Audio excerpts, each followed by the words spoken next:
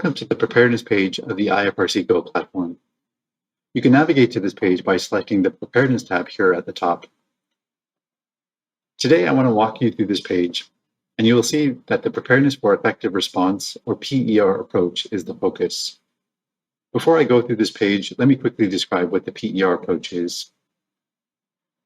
As you can see here in this diagram, the PER approach is a continuous and flexible process that enables national societies to assess, measure, and analyze the strengths and gaps of its preparedness and response mechanism, and ultimately take necessary action to improve it.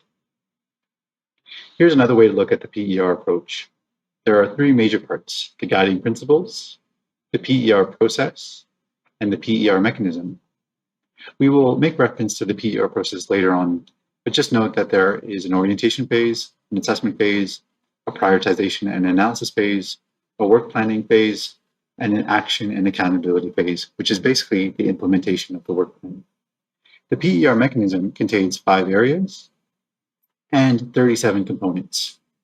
These are components that you would be familiar with, such as logistics, coordination with authorities, emergency operations center, business continuity plans, and a disaster risk management policy. Now let's go back to the website. Now that we have a better understanding of the Preparedness for Effective Response approach, let us take a look at this page.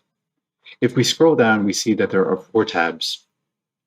One provides the global summary, the other provides global performance, the third is a catalog of resources, and the fourth is the operational learning.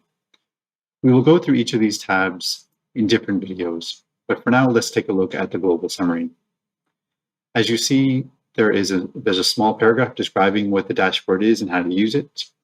And if we scroll down further, we get additional information from high-level indicators, such as the number of nationalities that are currently in the orientation phase, the number of nationalities that have completed an assessment, the number of nationalities at the action and accountability phase, and then the number of nationalities that have completed at least 2 cycles of the PER process.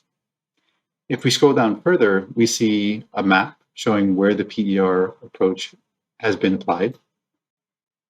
We can zoom in and out with our mouse, or we can zoom in and out with these controls here on the right.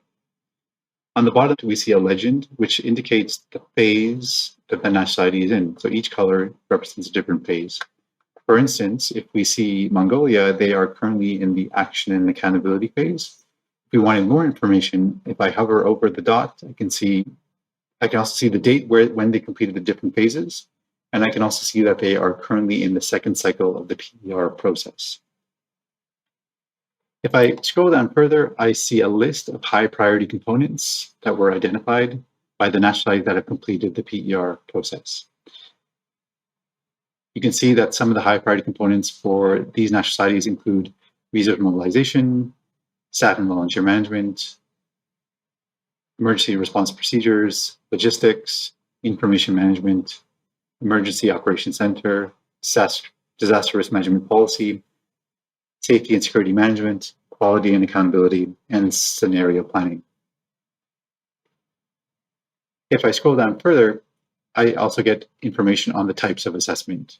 So on the left, we see that the majority of assessments have been self-assessments, followed by assessments through simulations, post-operational assessments, and then operational assessments or real-time assessments.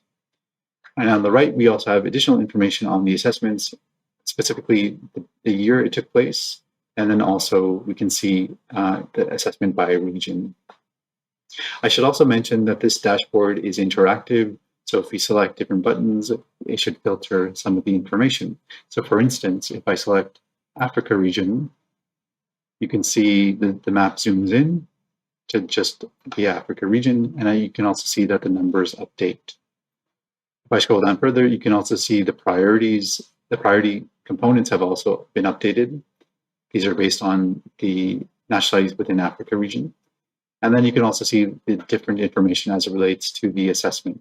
So for instance, in Africa region, most of the assessments have been self-assessments, followed by post-operational, and then assessment through simulation exercise. So this is the quick summary of the global summary page of the PER.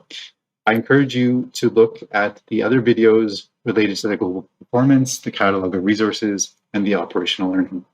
Thank you very much.